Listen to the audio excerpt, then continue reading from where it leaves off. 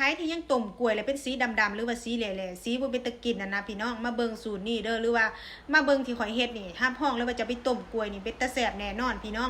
ข่อยนะเฮ็ดสูตรนี้ประจำเลยเพราะว่าส่วนตัวเป็นคนมักกินกล้วยต้มหรือว่ากล้วยน้ำว้าต้มนี่เนาะต้มเอาไว้แบบเป็นถาดแล้วเอาไว้กินนั่นเป็นอาหารเช้านะแบบกินกับกาแฟดำนะข่อยได้กล้วยมาแล้วข่อยสิเอามาแช่น้ำก่อนก่อนสิต้มแช่ใส่เกลือเนาะเกลือบวง1บวงแกงนี่ล่ะกล้วยปริมาณซ้ำที่เห็นนี่แหละเนาะกับบักนาว2หน่วยพี่น้อง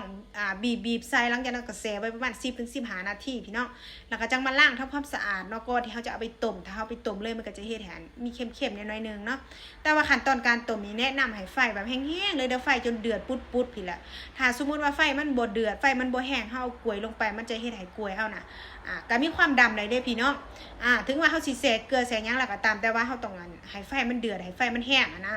ใส่กล้วยลงไปหลังจากนั้นเฮาก็ต้องต้มให้มันได้ทีต้มให้ได้ทีมันก็แล้วแต่ว่ากล้วยจะสุกหลายบ่หรือว่าสุกน้อยจังซี่นะถ้าสมมุติว่ากล้วยจะบ่ทันได้สุกหลายปานใดจังซี่เฮาก็ต้องต้มดนแน่เนาะอันนี้ค่อยต้มไป30นาทีพี่น้องกล้วยซ้ำที่เห็นนี่ล่ะเนาะต้มออกมาละสีมันก็สิเป็นแดงแบบอมชมพูพี่น้องบ่มีดำเด้อันนี้ใส่ตู้เย็นไว้มื้ออื่นมากะบ่ดำก็ยังเป็นสีแบบชมพูจังซี่เนาะแบบคอยนี่มากขนาดเลยเด้กินแล้วก็มีประโยชน์นำมันมากล้วยน้ำว่าต้มคันว่าป้าไว้โดนมันก็สิเนาคันว่าป้าแบบว่าหมากสดนะถ้าสิเฮ็ดขนมก็บ่อยากกินเป็นของหวานก็เลยเลือกที่จะกินอันนี้แหละก็มักนำเนาะปอกออกมาแล้วอันปาดเบิ่งข้างในมันป้าพวกเจ้าสีมันสวยสีงามขนาดเลยแบบเหนียวนึบแบบว่า